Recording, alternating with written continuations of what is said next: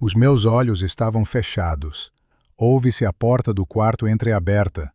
A voz de um médico, abafada. O traumatismo craniano causou uma amnésia retrógrada total. Ela não se lembra de nada. É uma lousa em branco. Um suspiro agudo e trêmulo de Sofia, a minha irmã. Seguiu-se um silêncio pesado. Depois, o sussurro do meu marido, Ricardo. Uma lousa em branco? Perfeito. Finalmente, agora podemos resolver o problema Lídia, de uma vez por todas. Eu não me mexi. Continuei a respirar de forma lenta e regular, como se estivesse a dormir profundamente. O meu plano tinha funcionado. A guerra começara. A minha amnésia era uma mentira. A queda nas escadas fora uma performance, ensaiada mentalmente durante semanas, depois de observar as chamadas secretas de Ricardo no jardim e a forma como as minhas finanças evaporavam em investimentos que ele geriu. Fingir ser uma casca vazia era a minha única arma para descobrir a verdade. O regresso à casa foi a primeira cena do ato final. Ricardo carregou-me pela porta. O seu rosto uma máscara de preocupação. O seu toque era firme, possessivo. Os seus braços um laço de ferro disfarçado de apoio. Cuidado, meu amor. Um passo de cada vez. Murmurou ele, o seu hálito quente contra o meu cabelo. Os seus olhos, no entanto, não olhavam para mim. Examinavam a casa, inventariando os bens com a rapidez de um avaliador. A tapeçaria persa no hall, o lustre de cristal. Cada objeto parecia receber uma etiqueta de preço invisível na sua mente. Sofia ajeitava almofadas no sofá com mãos trêmulas. Um movimento frenético e inútil. Evitava o meu olhar, focando-se na tarefa como se a sua vida dependesse da simetria dos têxteis. A minha mãe, Clara, observava da sua poltrona de veludo, o rosto impassível, as agulhas de tricô a tilintarem num ritmo constante e hipnótico. O som era a única coisa que quebrava a tensão. O metrônomo a contar o tempo daquela farsa. Esta é a nossa casa? Perguntei. A minha voz um fio deliberadamente frágil. Sim, meu amor. O nosso ninho, respondeu Ricardo, a sua voz untuosa. Ele pousou-me delicadamente no sofá, ao lado das almofadas que Sofia acabara de torturar, tirou da estante o nosso álbum de casamento, de capa em pele branca. Abriu-o no meu colo. Vês? Somos nós, felizes. Eu olhava para as fotografias da mulher sorridente como se fosse uma estranha, sentindo o peso do seu olhar a avaliar a minha atuação. Inclinei a cabeça, fingindo confusão. O meu vestido era bonito. Cada toque dele na minha pele era um teste. Cada palavra de conforto, uma armadilha. Ele colocou a mão no meu ombro. Senti o frio do seu relógio de ouro contra a minha clavícula. Uma corrente elétrica de repulsa percorreu-me, mas o meu rosto permaneceu vazio. Nos dias seguintes, vagueei pela casa como uma fantasma curiosa. Toquei em objetos, testando-os. Apontei para uma paisagem a óleo que meu pai me tinha dado, um campo de girassóis sob um céu tempestuoso. Era sua última prenda antes de morrer. Este quadro é lindo. Fomos nós que o compramos? Sofia hesitou, o seu olhar a fugir para Ricardo, que lhe lançou um aviso imperceptível, um endurecimento mínimo da mandíbula. Ela forçou um sorriso. Sim, Lídia. Numa viagem à Itália. Lembras-te? Em Florença. Mentira. Ricardo odiava aquele quadro. Chamava-o de deprimente. Estava pendurado no corredor menos frequentado por insistência dele. Eu arquivava cada deslize, cada peça da sua narrativa fabricada. Eles estavam a reescrever a minha vida, a criar uma versão de mim que era dócil, dependente e, acima de tudo, ignorante. A minha vulnerabilidade fingida era um escudo. Eles subestimavam-me. Essa era a minha vantagem. Na terceira noite decidi aumentar a pressão. Enquanto Ricardo estava no escritório, com a porta fechada a ouvir-se o murmúrio de uma chamada, peguei no meu antigo telemóvel que tinham deixado na minha mesa de cabeceira como uma relíquia inútil. Os meus dedos moveram-se com uma memória própria. Disquei o número do Dr. Azevedo, o advogado da minha família há décadas. Deixei tocar 2 vezes antes de Sofia entrar no quarto com uma bandeja de chá. O seu rosto empalideceu ao ver o telemóvel na minha mão. Lídia, o que estás a fazer? Ela arrancou-me o aparelho das mãos com uma urgência desajeitada. Olhei para ela, os olhos arregalados de falsa inocência. Eu não sei. Vi um nome. Dr. Azevedo. Pensei que talvez o conhecesse. Nesse momento, Ricardo apareceu à porta. O seu rosto uma nuvem escura. O que se passa aqui? Sofia gaguejou, segurando o telemóvel como se fosse uma granada. Ela ligou ao Dr. Azevedo. Ricardo aproximou-se lentamente. Pegou no telemóvel da mão de Sofia e desligou a chamada. Depois, agachou-se à minha frente. O seu sorriso forçado não chegava aos olhos. Meu amor, o Dr. Azevedo era o advogado do teu pai. Ele já não trata dos nossos assuntos. Não precisas de te preocupar com nada disso. Eu trato de tudo. De todas as finanças. Tu só precisas de descansar e melhorar. Ele acariciou a minha bochecha, mas o seu polegar pressionou com demasiada força. Um gesto de domínio. Ele estava a fechar mais uma porta. A cortar mais uma ligação ao meu passado, ao meu poder. A visita inesperada aconteceu na sexta-feira. Eu estava na sala de estar, a folhear uma revista de decoração de interiores com a atenção de uma criança, quando a campainha tocou. Sofia foi abrir a porta. Um homem alto, de fato caro, e um sorriso predatório entrou no hall. Reconheci-o de uma das festas da empresa de Ricardo. Sérgio, um dos seus sócios. Ricardo! Estava aqui perto e pensei em passar para saber as novidades sobre o negócio de Alqueva, disse Sérgio em voz alta, entrando na sala. Ricardo, que descia as escadas, congelou por uma fração de segundo. A sua recuperação foi instantânea. Sérgio, que surpresa! Entra, entra! Ele lançou um olhar cortante a Sofia. Uma ordem silenciosa para que ela me controlasse. Sérgio aproximou-se de mim. Lídia, que bom ver-te. Estás com ótimo aspecto. Inclinei a cabeça. Desculpe, nós conhecemos-nos? A confusão no rosto de Sérgio foi genuína. Ricardo interveio rapidamente, colocando uma mão protetora no meu ombro. A Lídia teve um pequeno acidente, Sérgio.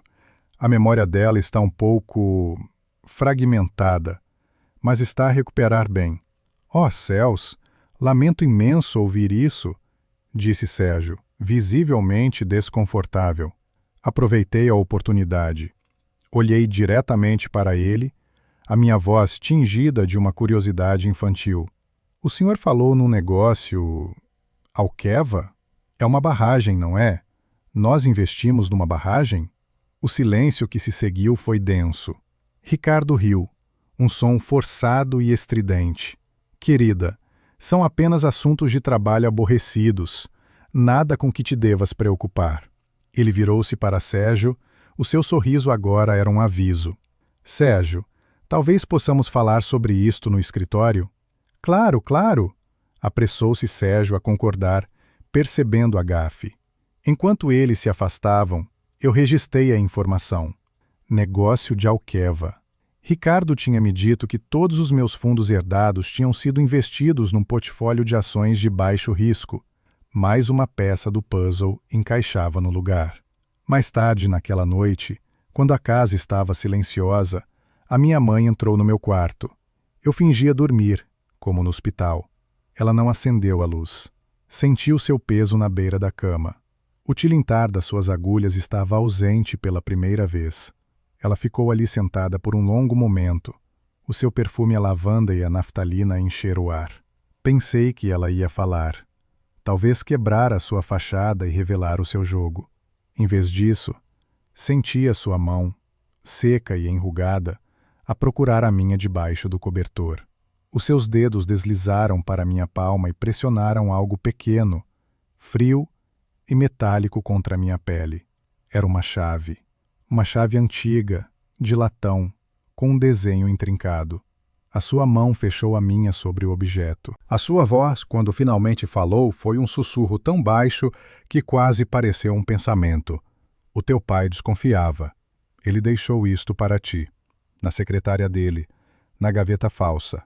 Ele chamava-lhe o seu seguro de vida. Clara levantou-se tão silenciosamente como tinha entrado. A porta fechou-se com um clique suave. Fiquei imóvel na escuridão, a chave a aquecer na minha mão. O seu contorno afiado era uma promessa. O meu pai. Ele sabia. Ele tinha visto isto a chegar. A guerra tinha acabado de ganhar um novo campo de batalha. E eu tinha acabado de receber um mapa. A chave da minha mãe era fria e pesada na minha mão. Um pedaço de latão que parecia conter o peso de segredos não contados.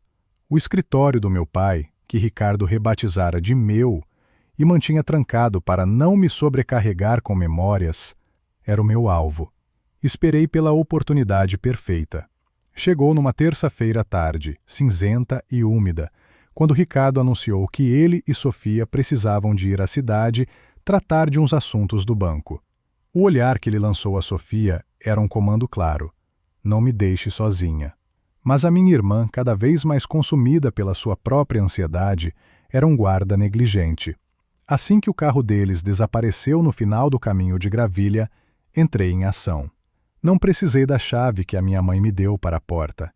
Anos antes, tinha colado magneticamente uma chave suplente na parte de baixo da estrutura metálica de uma pesada estante de livros no corredor. Um hábito de precaução que agora se revelava a minha salvação. A porta abriu-se com um protesto silencioso. O ar lá dentro estava viciado, impregnado com um cheiro subtil, mas inconfundível, do aftershave caro de Ricardo. Ele tinha estado ali, recentemente. Observei a cena. A minha cadeira ergonômica, que eu mantinha a uma altura precisa, estava mais baixa, ajustada à sua estatura. Sobre a mesa de mogno, uma marca de condensação de um copo manchava a madeira polida ao lado de um cinzeiro de cristal que eu nunca usara. Dentro dele, um único anel de cinza. Ricardo não fumava, ou pelo menos eu nunca o vira fumar. Na prateleira, os meus meticulosos ficheiros, organizados por ordem alfabética de A a Z, estavam desarrumados. O ficheiro Investimentos Pessoais estava ligeiramente saliente, como se tivesse sido consultado à pressa. Ignorei-o por enquanto. A minha atenção estava na secretária, a obra-prima de marcenaria que pertencera ao meu pai. Ajoelhei-me e passei os dedos pela parte de baixo da superfície, procurando o mecanismo que ele me mostrara quando eu era adolescente. Toda a gente precisa de um lugar onde guardar o que é verdadeiramente seu, Lídia. Um lugar que mais ninguém conheça. Encontrei o pequeno entalhe na madeira, quase imperceptível ao toque. A chave da minha mãe deslizou para a fechadura escondida com uma suavidade oleada. Girei-a. Não houve um clique audível, mas um painel lateral da secretária moveu-se silenciosamente para dentro, revelando uma gaveta fina e comprida. O meu coração batia contra as minhas costelas, um tambor surdo na quietude da sala. Lá dentro, onde deviam estar as joias da minha avó e as cartas do meu pai, estava um maço de documentos, preso por um elástico. Peguei neles. As minhas mãos não tremiam. Era como se uma parte de mim, fria e analítica, tivesse assumido o controlo. O primeiro conjunto de papéis eram extratos bancários das minhas contas pessoais e da conta da empresa que herdei. As datas saltaram-me à vista. Nos 3 dias que se seguiram ao meu acidente, quantias enormes tinham sido transferidas. Movimentos sucessivos, cada um deles logo abaixo do limite que acionaria um alerta automático do banco. Uma estratégia calculada para esvaziar tudo discretamente. As contas estavam quase a zero. O documento seguinte detalhava o destino do dinheiro. Uma única conta num banco nas Ilhas Caimão, em nome de uma empresa de fachada, Futuro Seguro S.A. A ironia amarga fez-me contrair os lábios. No rodapé da escritura da empresa, 2 nomes. Ricardo como diretor e Sérgio, o seu sócio de sorriso predatório, como administrador secundário. Por baixo de tudo, a apólice, um seguro de vida em meu nome, emitido há 6 meses. A cobertura, 10 milhões de euros. Beneficiário único em caso de morte acidental, Ricardo. A minha assinatura estava na última página. Era uma falsificação quase perfeita. Mas o L, de Lídia, tinha uma laçada ligeiramente mais apertada do que a minha caligrafia. Um detalhe minúsculo, mas, para mim, era tão gritante como uma confissão escrita a sangue.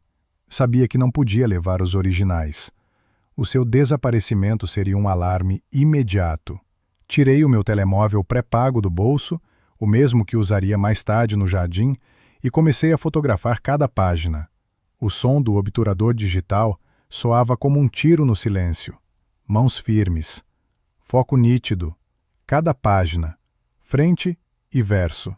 Quando estava a guardar a apólice, os meus dedos tocaram em algo debaixo dela.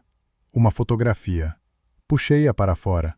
Nela, Ricardo e Sérgio brindavam com copos de champanhe num terraço com vista para o mar.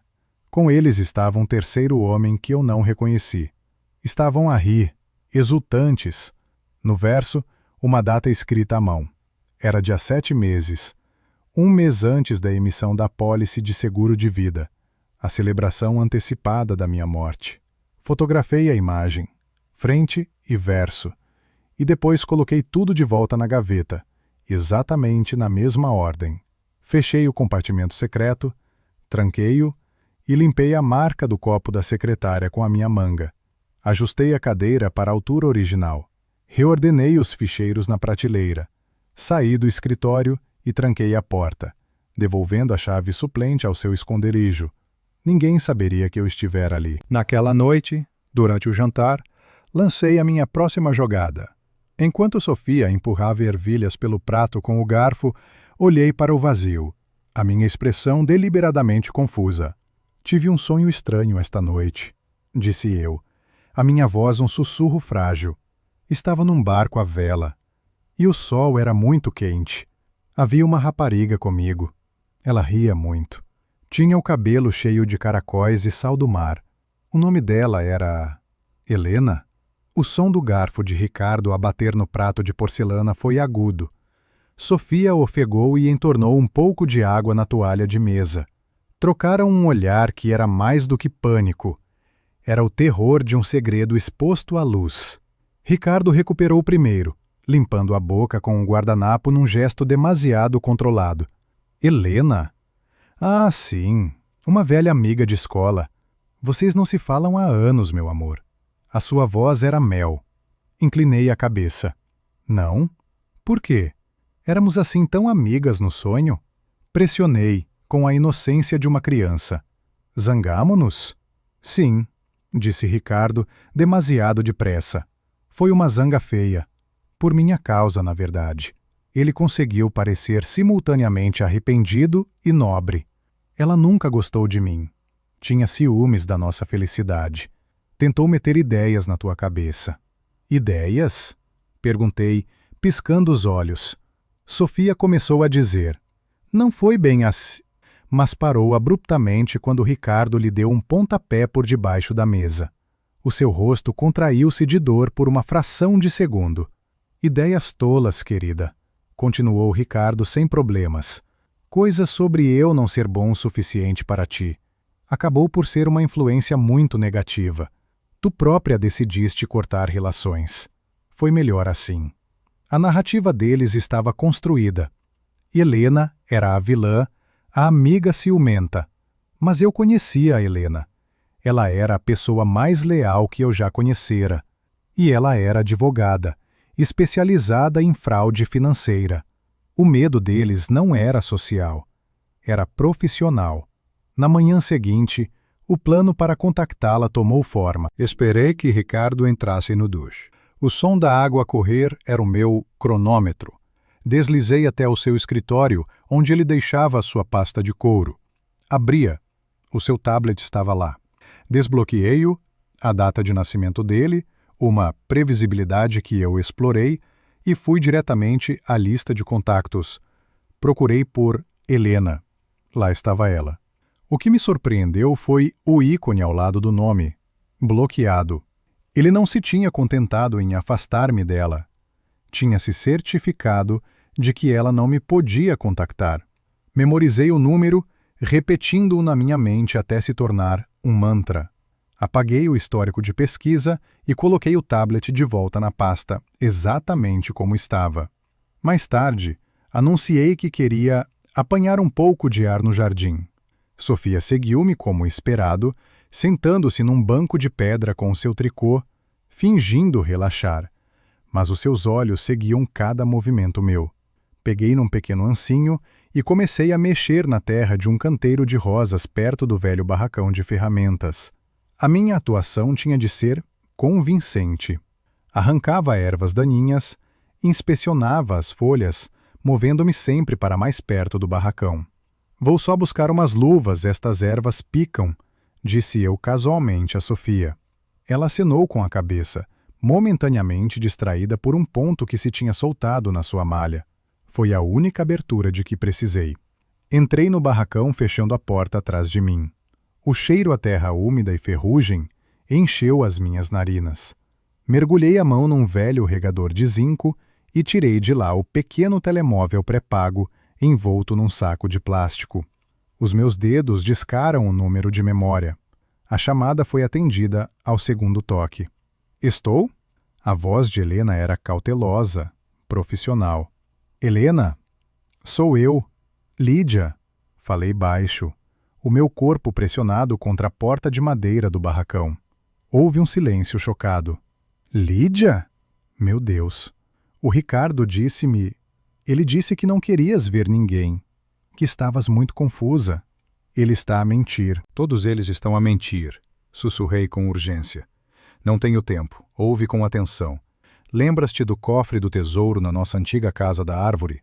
Claro que sim. O que tem?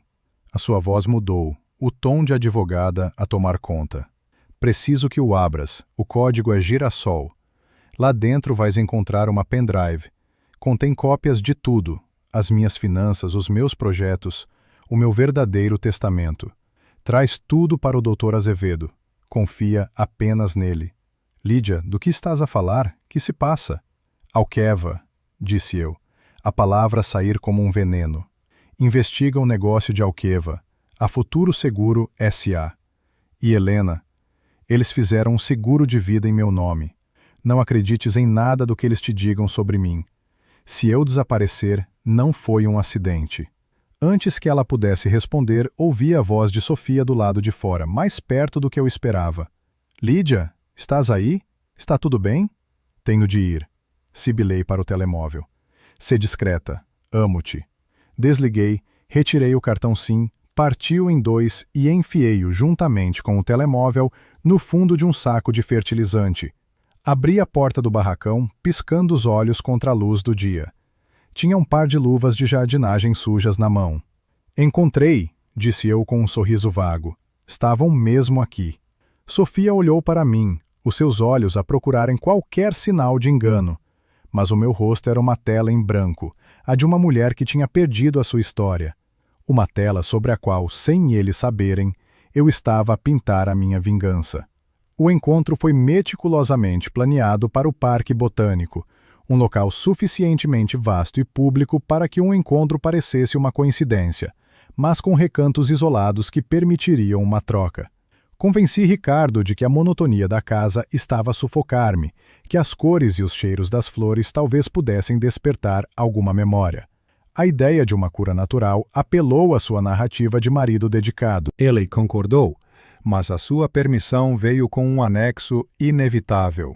A Sofia vai contigo, claro, para garantir que não te cansas. Ela era a minha carcereira.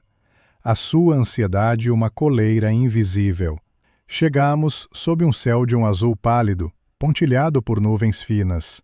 Sofia agarrava o meu cotovelo com uma força desnecessária, guiando-me por entre os canteiros de rosas como se eu fosse de vidro. Eu mantinha minha expressão vazia, os meus olhos a vaguear com uma admiração infantil e estudada. Helena apareceu exatamente como tínhamos combinado, vinda de um caminho lateral perto do jardim de plantas aromáticas. Ela usava óculos de sol, mas a sua postura rígida traía sua falsa descontração. Lídia! Meu Deus, és mesmo tu! A sua voz era a mistura perfeita de surpresa e preocupação. Sofia virou-se bruscamente. O seu corpo a formar uma barreira entre mim e Helena. Olá, Helena! Que coincidência! O seu tom era gélido. A Lídia teve um acidente, a memória dela está... Ela não se lembra de ti. Helena ignorou-a por completo. Deu um passo em frente, contornando a minha irmã, e tirou os óculos de sol. Os seus olhos fixaram-se nos meus, procurando por baixo da fachada. Oh, minha querida, o que é que eles te fizeram? O uso do plural foi como um relâmpago, o sinal de que a minha mensagem tinha sido recebida e compreendida. Inclinei a cabeça, a minha boca ligeiramente aberta em falsa confusão. Nós conhecemo-nos? O seu rosto é simpático. A dor no olhar de Helena foi genuína. Uma pontada de dor pela nossa amizade perdida, mesmo que a perda fosse apenas uma performance. Naquele momento, o telemóvel de Sofia tocou, o som estridente a quebrar a tensão. Ela olhou para o ecrã e o seu rosto contraiu-se. Era Ricardo. Claro que era. A verificar. Tenho de atender, disse ela bruscamente, afastando-se alguns passos para um local mais reservado sob um carvalho antigo. Não saias daqui, ordenou-me, como se eu fosse uma criança. Era a nossa janela. Rápido, murmurou Helena, aproximando-se. A sua mão encontrou a minha. Ele está a liquidar tudo, Lídia. As tuas ações, os teus fundos de investimento, tudo a ser canalizado para uma única entidade. Em vez de me passar o objeto diretamente, ela deixou cair a sua luva de couro no chão. Quando me baixei instintivamente para apanhar, ela ajoelhou-se ao meu lado. Enquanto as nossas mãos se encontravam perto do chão, ela pressionou a pequena pendrive de metal contra a minha palma. A minha mão fechou-se sobre ela. Está tudo aí. O que consegui encontrar sobre as finanças dele nos últimos 6 meses. E um número de telefone. É de um advogado de confiança, o Dr. Almeida. O teu pai confiava nele mais do que em ninguém. Ele não trabalha com Azevedo há anos. Levantei-me, entregando-lhe a luva com um sorriso vago. Aqui está. Quase a perdia.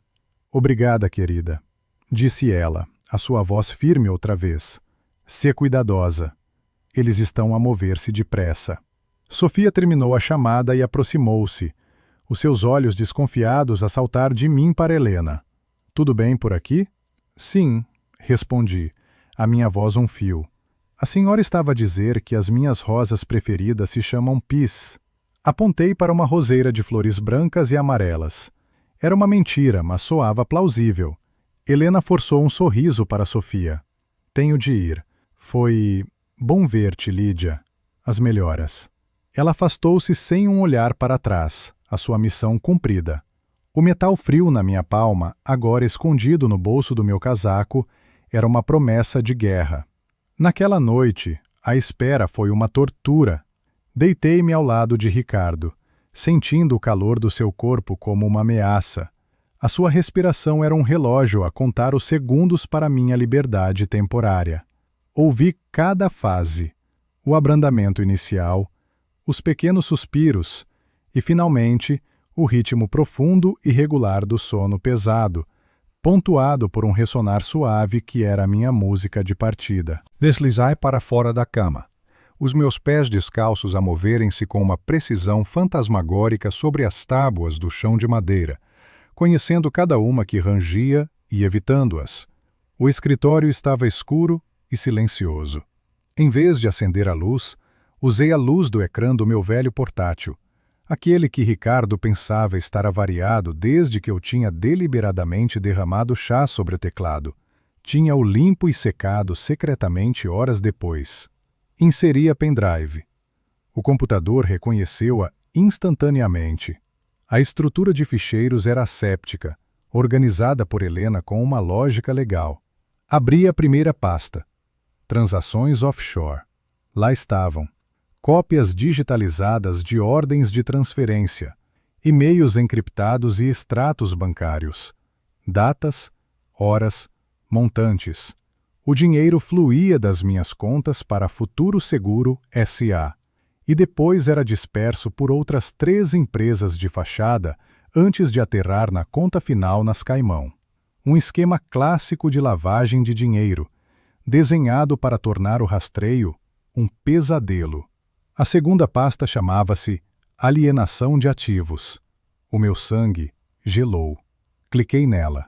O primeiro ficheiro era um contrato de promessa de compra e venda para nossa casa de praia, uma propriedade que o meu pai me deixara e que legalmente era apenas minha. A assinatura do comprador estava ocultada, mas a de Ricardo, como meu procurador legal, estava lá, datada de 2 dias após o meu acidente. Ele estava a usar uma procuração que eu assinara há anos, para assuntos do dia a dia, para vender o meu patrimônio. Havia mais. Uma troca de e-mails com um corretor de arte sobre a avaliação do quadro dos girassóis e de outras 2 peças da minha coleção privada. A seguir, o golpe mais devastador. Uma pasta chamada Cuidados Futuros. Dentro dela, uma troca de correspondência com um médico de uma clínica privada de cuidados de longa duração nos Alpes suíços. Discutiam os pormenores da minha futura estadia, as necessidades especiais de pacientes com danos cerebrais e o processo de transferência de tutela legal. Eles não iam matar-me. Isso seria demasiado arriscado. Iam enterrar-me viva, declarada legalmente incompetente, numa prisão dourada, a milhares de quilômetros de distância, enquanto eles viviam com o meu dinheiro. Mas a revelação final estava escondida num subdiretório chamado Estratégia Financeira. Era um único ficheiro PowerPoint. Abriu. O primeiro slide dizia: Projeto Fênix. Otimização e segurança de ativos. Era um plano de negócios detalhado para todo o esquema. E o autor do documento, visível nas propriedades do ficheiro e no estilo de escrita inconfundível, nos gráficos e nas projeções financeiras, não era Ricardo. Era Sofia, a minha irmã, com o seu mestrado em gestão financeira que sempre lamentou não usar. A sua traição não era passiva, era a arquitetura de toda a operação. O cérebro por detrás da força bruta de Ricardo. Havia notas nas margens de alguns slides, escritas na sua caligrafia digital. Reduzir exposição fiscal através do veículo B. Iniciar processo de avaliação de incompetência assim que o ativo principal for liquidado. O ativo principal era eu. Eles não queriam apenas o meu dinheiro. Eles queriam apagar a minha existência. Copiei tudo para um disco rígido externo que tinha escondido dentro de um livro oco. Limpei o histórico do portátil, usei um programa para apagar os ficheiros temporários e desliguei-o. Cada movimento era preciso, sem emoção. A dor viria mais tarde. Agora, era tempo de guerra. Pouco antes do amanhecer, quando o céu começava a clarear para um cinzento doentio, saí para o jardim. A desculpa? Não consigo dormir, os pesadelos são terríveis. Sofia observou-me da janela da cozinha, uma silhueta sombria. Dirigi-me ao velho barracão de ferramentas, o meu santuário de conspiração. Lá dentro, no escuro úmido, recuperei o telemóvel pré-pago do saco de fertilizante. Disquei o número que Helena me dera. A voz do Dr. Almeida era calma e autoritária, o tipo de voz que não se abala facilmente. Almeida, escuto. Expliquei a situação o mais rápido que pude. A minha voz um sussurro controlado. A amnésia fingida, os documentos do meu pai, a pendrive de Helena, a venda da casa de praia, a clínica suíça, o papel de Sofia em tudo. Ele não me interrompeu uma única vez. O seu silêncio era atento, absorvente. Quando terminei, a linha ficou muda por um momento. Pensei que ele poderia não acreditar em mim. Depois ele falou, e a sua voz estava carregada de uma fúria fria e contida. O seu pai era o meu melhor amigo, Lídia. Na semana antes do acidente dele, ele veio ao meu escritório. Disse-me: se alguma coisa me acontecer, Miguel, investiga o Ricardo. Ele é um predador com um sorriso simpático. A validação nas suas palavras foi como uma mão firme no meu ombro. O seu pai estava a preparar um dossiê contra ele. Ele suspeitava que Ricardo estava a desviar fundos da sua empresa. A morte do seu pai nunca me pareceu um acidente. Uma nova camada de gelo formou-se à volta do meu coração. Não era apenas sobre mim. Tinha começado com o meu pai. Não faça nada precipitado, continuou ele. O seu tom agora puramente estratégico. Continue o seu papel na perfeição. Eles estão a cometer erros. Estão a ficar descuidados porque pensam que ganharam. A arrogância é o nosso melhor aliado.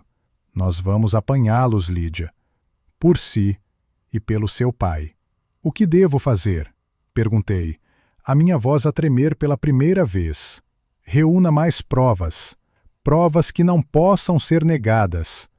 Eles falsificaram a sua assinatura num seguro de vida. Podem alegar que falsificou documentos. Precisamos das vozes deles. Preciso que os grave. O seu telemóvel tem uma aplicação de gravação de voz. Deixe-o a gravar debaixo de um guardanapo durante o jantar. Faça perguntas inocentes. Pergunte sobre Alqueva. Pergunte por que é que a sua amiga Helena não gostava dele. Fale sobre como se sente cansada e confusa. Talvez precise de um longo descanso. Deixe-os falar. Deixe-os mentir. Deixe-os incriminarem-se. Ele fez uma pausa. Encontramo-nos daqui a 3 dias, às 15 horas, no café da Fundação Calouste Gulbenkian. É um lugar movimentado. Sente-se perto da janela com vista para o jardim. Peça um chá de jasmim e tenha um livro de capa vermelha na mesa. Não se aproxime de mim. Um homem virá até si e perguntará se a primeira edição está em boas condições. Entregue-lhe o disco rígido. Não fale mais nada. Entendido, sussurrei. Lídia, seja forte. O seu pai ficaria orgulhoso. Desliguei o telefone. O jogo tinha mudado radicalmente. Já não estava apenas a defender-me. Estava a preparar o contra-ataque. E agora, eu estava a vingar 2 pessoas. Voltei para dentro, deslizando para a cama momentos antes do despertador de Ricardo tocar. Ele virou-se no seu sono, o seu braço caindo sobre a minha cintura num gesto possessivo. O toque dele queimava a minha pele. Mantive-me perfeitamente imóvel.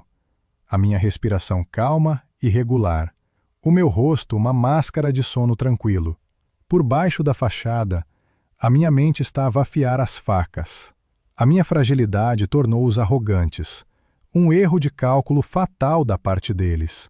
Certa noite, durante o jantar, o som dos talheres contra a porcelana era o único ruído que quebrava uma tensão que eu podia sentir na pele. Eles esqueceram-se momentaneamente que a casca vazia à mesa ainda tinha ouvidos. Foi Sofia quem quebrou o silêncio. A sua voz um sussurro sibilante e ansioso que cortou o ar. O comprador da casa de praia está a ficar impaciente, Ricardo. Ele quer fechar o negócio até o final do mês. Precisamos da assinatura dela no contrato de promessa. Ricardo pousou o garfo com um estrondo contido. Lançou-me um olhar fugaz, um olhar que me avaliava como um objeto inanimado, antes de se virar para Sofia. A sua frustração era uma nuvem escura à volta da sua cabeça. E como é que queres que eu faça isso? Ela mal consegue segurar numa caneta sem tremer. Na semana passada, tentei que ela assinasse um simples cartão de aniversário, e ela desenhou um círculo. Um círculo! Queres que eu lhe leve um contrato de venda e espere que ela não comece a rabiscar flores na margem? Foi então que a minha mãe, Clara, interveio. Ela não levantou a voz. Não precisava. A sua calma era mais arrepiante do que qualquer grito. Limpou os lábios com o guardanapo de linho com uma precisão cirúrgica. A solução é processual, não emocional, disse ela, o seu tom tão neutro como se estivesse a discutir uma receita. Se a Lídia for declarada judicialmente incompetente, tu, como marido e tutor legal, podes assinar por ela. É perfeitamente legal. O médico daquela clínica que encontraste na Suíça, o Dr. Fournier, pode acelerar o processo. Só precisamos de um relatório detalhado que confirme a sua condição, como permanente e incapacitante. Olhei para o rosto sereno da minha mãe, para suas mãos perfeitamente cuidadas pousadas na mesa, enquanto ela planeava a minha destruição com a mesma tranquilidade com que pediria para passar o sal. Naquele instante, compreendi a verdadeira profundidade da podridão. Não era apenas ganância. Era um ressentimento antigo, um ciúme que fermentara durante décadas, escondido atrás de sorrisos forçados e conselhos maternais. O meu sucesso, a minha independência, a minha herança do pai que a preterira a ela, tudo isso fora um insulto pessoal para ela, e esta era sua vingança. O dispositivo que o Dr. Almeida me deu era uma obra de gênio discreto. Um gravador de áudio de alta sensibilidade, disfarçado de carregador de telemóvel universal, idêntico ao que Ricardo já tinha. A oportunidade de o plantar surgiu numa manhã em que ele estava particularmente agitado com uma chamada de um investidor. Eu vaguei até ao escritório, fingindo estar perdida, e, acidentalmente, entornei um copo de água na sua secretária, a poucos centímetros de um monte de papéis importantes. Oh, não! Desculpa, desculpa! Gaguejei, a minha voz cheia de pânico encenado. Ele praguejou baixinho e correu para ir buscar um pano. Naqueles segundos preciosos, enquanto ele estava de costas, a minha mão moveu-se com uma velocidade que o trairia se ele visse. Desliguei o carregador dele, liguei o meu no seu lugar e ativei a gravação com um toque duplo quase imperceptível.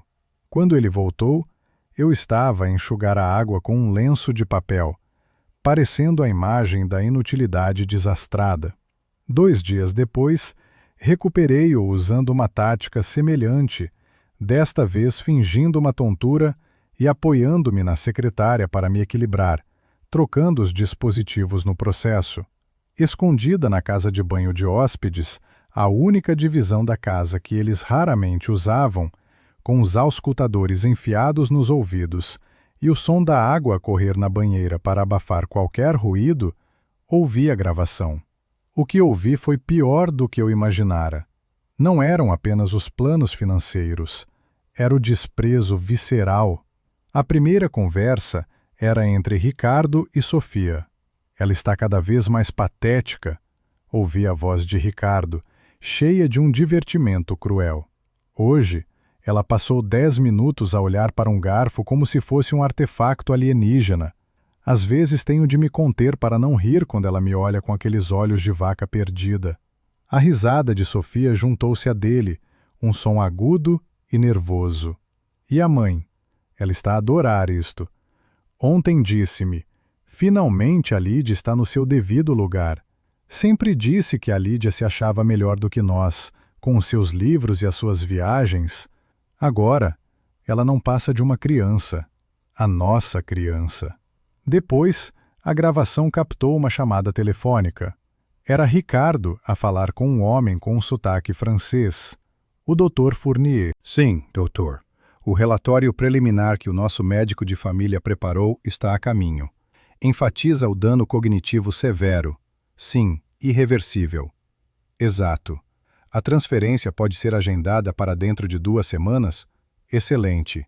Queremos que seja o mais discreto possível. 2 semanas. Eu tinha um prazo. Falavam das férias que planeavam tirar para as Maldivas assim que a transição estivesse concluída. Do carro desportivo que Ricardo ia comprar. Da nova vida que construiriam sobre as minhas ruínas. Cada palavra era um prego no caixão que eles me preparavam. Cada risada era um combustível para minha fúria. O gatilho final seria a procuração geral. O documento que daria a Ricardo o poder absoluto sobre tudo o que restava em meu nome. Ele trazia-me todos os dias. A sua paciência a esgotar-se visivelmente. A sua abordagem era sempre a mesma. Uma mistura condescendente de carinho e urgência. Isto é apenas para que eu possa pagar as contas da casa, querida. Uma formalidade.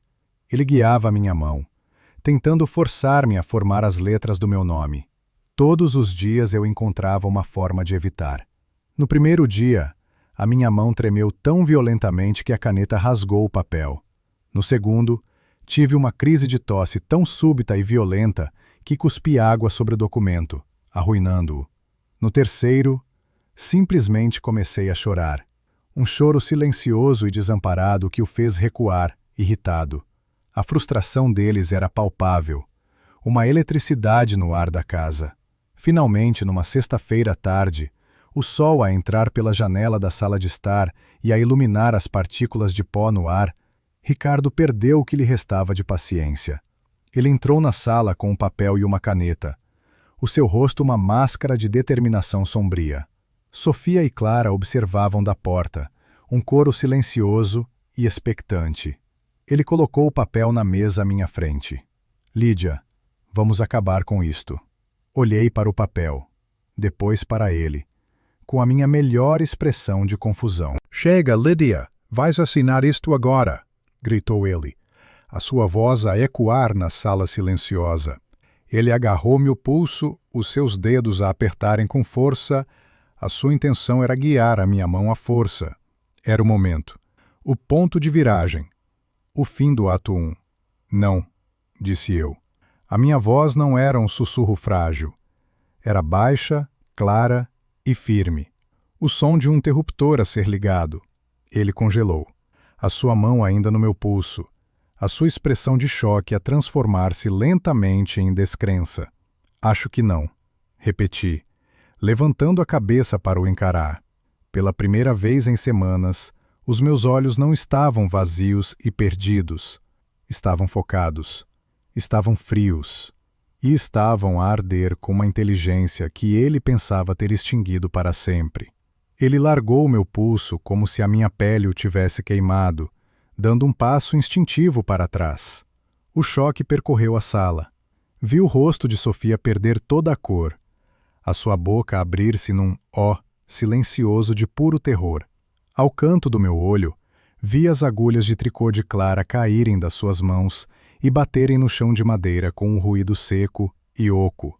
Levantei-me lentamente da poltrona, o meu corpo a mover-se com uma fluidez e propósito que eles não viam há muito tempo. Alisei a minha roupa, num gesto calmo e deliberado, que contrastava com o caos que se instalara nos seus rostos. Acho que o Dr. Fournier, na Suíça, vai ter de esperar um pouco mais, disse eu, a minha voz a cortar o silêncio. Pronunciei o nome do médico com uma clareza cristalina, saboreando o impacto que cada sílaba tinha neles. Ricardo olhou de mim para Sofia e depois para minha mãe, procurando uma explicação, uma negação, qualquer coisa. Mas os rostos delas eram espelhos do seu próprio pânico. O espetáculo acabou.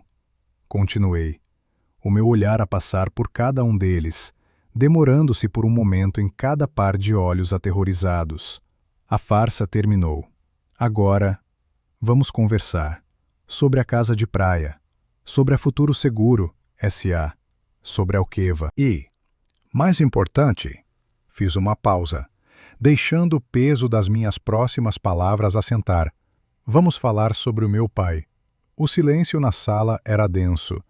Um vácuo que sugava todo o som, todo o ar. O choque nos rostos deles era uma tela grotesca, pintada em tons de pânico e incredulidade. O que é que disseste? Gaguejou Ricardo, a sua fachada de marido preocupado a estilhaçar-se como vidro fino. A sua mão ainda pairava no ar, a meio caminho entre o meu pulso e a caneta. Eu disse que não, repeti, e a cada palavra senti uma força a regressar-me, uma coluna de aço a solidificar-se onde antes havia apenas uma fragilidade encenada. Levantei-me da poltrona, não como uma inválida, mas como a dona daquela casa, daquela vida. E também disse que a venda da casa de praia está cancelada, e que a minha estadia na vossa pequena clínica de cuidados de longa duração também não vai acontecer. Caminhei com passos firmes até a mesa de centro de mogno. O meu movimento foi tão deliberado que os três recuaram instintivamente, como se eu fosse uma aparição. Do bolso do meu casaco, tirei não um telemóvel, mas um pequeno leitor de áudio digital, elegante e frio ao toque. Coloquei-o sobre a madeira polida. O som do pequeno dispositivo a pousar na mesa foi o único ruído na sala. Um ponto final na frase da minha submissão. Apertei o play. A voz de Ricardo, cheia de um divertimento cruel e desdenhoso, encheu a sala, nítida e inconfundível. Ela está cada vez mais patética.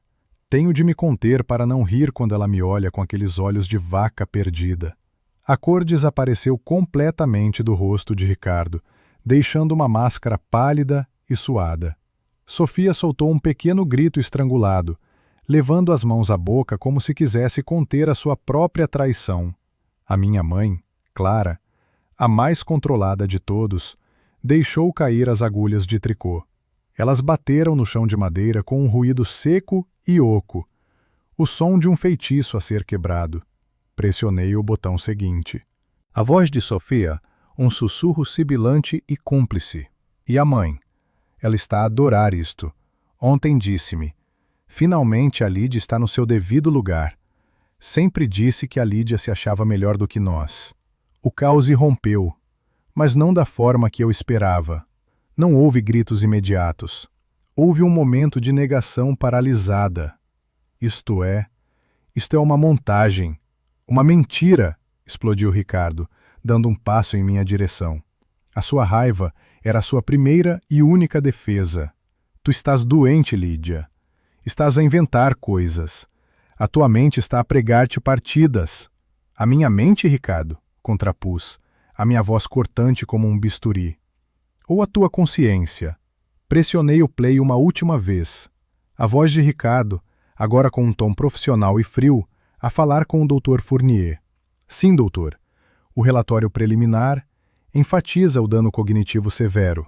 Sim, irreversível. A transferência pode ser agendada para dentro de 2 semanas? Sofia desabou num sofá, o seu corpo a ser sacudido por soluços silenciosos. Ela não chorava por mim. Chorava por si mesma, pelo castelo de cartas que acabara de ruir. E quanto a ti, mãe? Virei-me para Clara. Ela tinha recuperado a sua compostura, o seu rosto uma máscara de gelo. Vais dizer que isto também é uma invenção? O teu ressentimento? A tua alegria em ver-me reduzida a nada? Eu fiz o que tinha de ser feito, disse ela, a sua voz baixa e cheia de um veneno antigo. O teu pai deu-te tudo. O nome, a empresa, a sua atenção. Deixou-nos a nós, a tua verdadeira família, com as migalhas. Tu nunca soubeste o que era lutar. Eu ensinei-te uma lição. Não, disse eu, abanando a cabeça lentamente. Tu não me ensinaste nada. Apenas me mostraste quem tu és. Ricardo tentou uma última cartada. Avançou para a mesa, a sua intenção era clara: destruir as provas. Mas eu estava preparada. Antes que a sua mão pudesse alcançar o leitor de áudio, coloquei por cima dele uma pesada pilha de papéis que tinha escondido atrás de uma almofada. O som da papelada a bater na mesa foi como um tiro de partida. Tarde demais, disse eu.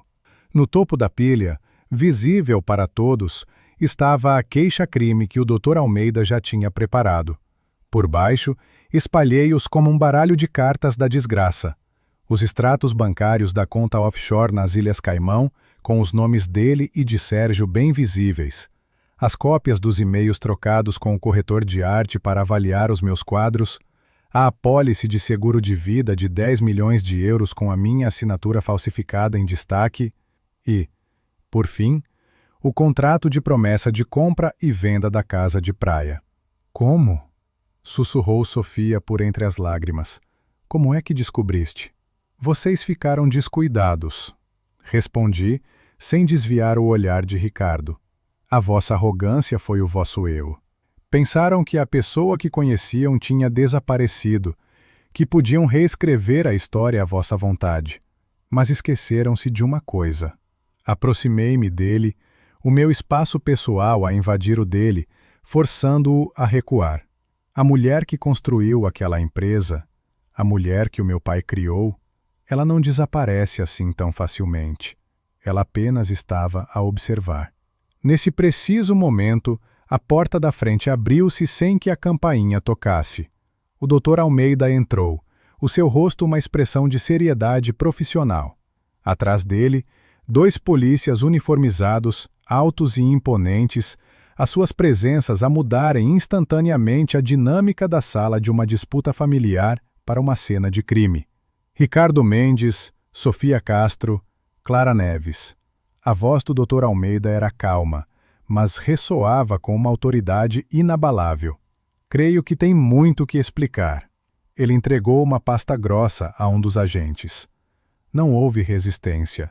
A luta tinha desaparecido dos seus olhos, substituída por um vazio resignado.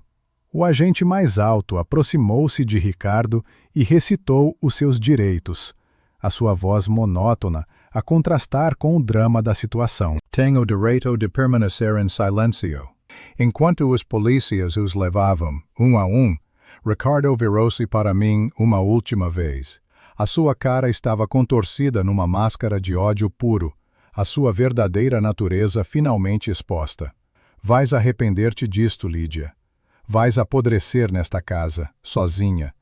Ninguém nunca mais vai confiar em ti. Vais ficar sozinha para o resto da tua vida. Olhei para ele, para o homem com quem tinha partilhado uma cama, uma vida, e não senti nada. Nem pena, nem raiva, nem sequer o fantasma do amor. Apenas um vazio limpo. Eu já estava sozinha, Ricardo, respondi, a minha voz firme. A diferença é que agora estou livre. A porta da frente fechou-se com um clique decisivo. O silêncio que se instalou na casa já não era pesado nem opressivo. Era o som da minha liberdade. Os meses seguintes foram um furacão de processos legais, uma sucessão de reuniões com advogados, contabilistas e investigadores.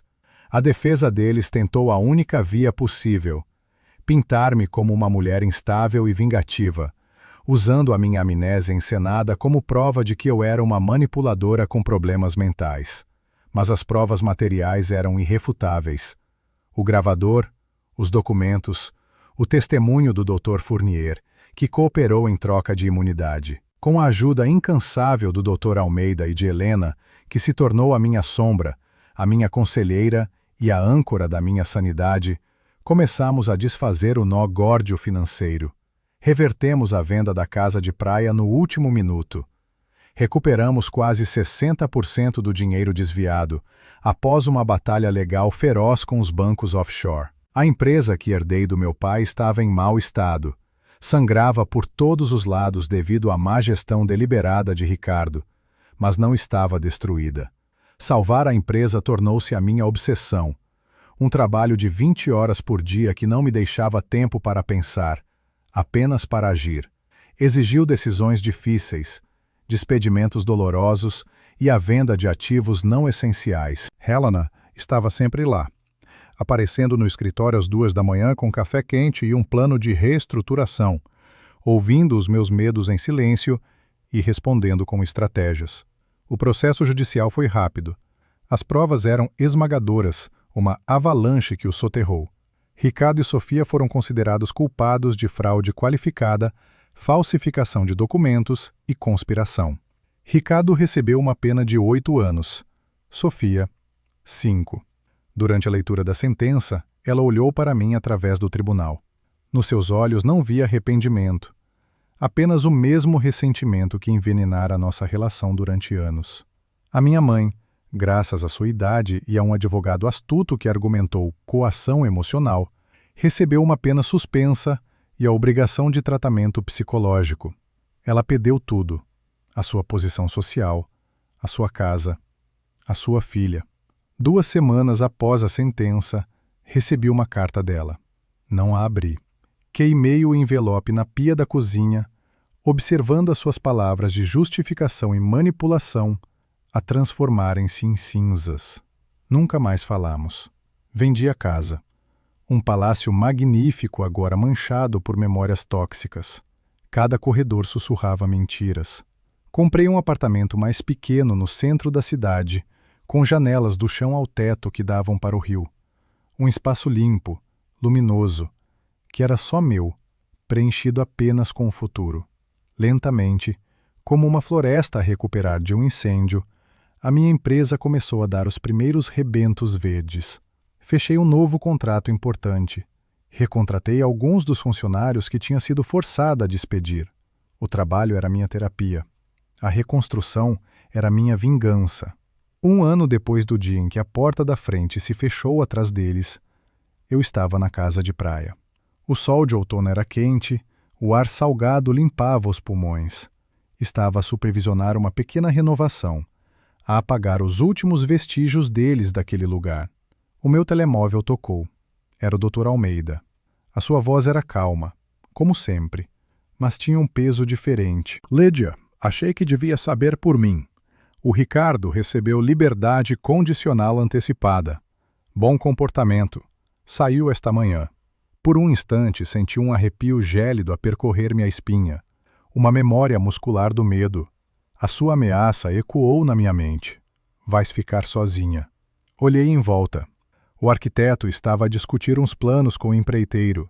Helena devia chegar a qualquer momento para almoçarmos. O meu telemóvel vibrou com uma mensagem de um novo cliente a confirmar uma reunião para o dia seguinte. Olhei para o oceano, para as ondas a quebrarem na areia numa sucessão infinita, indiferentes e implacáveis. O medo dissipou-se, levado pela brisa do mar. A lousa em branco que eles pensavam ter criado, a casca vazia que tinham tentado preencher com as suas próprias narrativas, tornou-se, ironicamente, a minha salvação. Deu-me o espaço para limpar o passado e a oportunidade de reescrever a minha própria história, com as minhas próprias palavras, nos meus próprios termos. A dor da traição ainda existia, uma cicatriz fina e prateada no meu coração, mas já não me definia.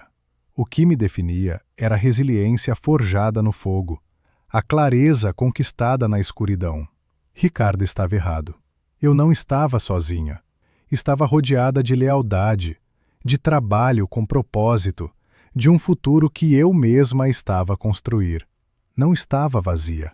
Estava, pela primeira vez na minha vida, completa. Respirei fundo o ar salgado, virei as costas ao oceano e caminhei de volta para a minha vida.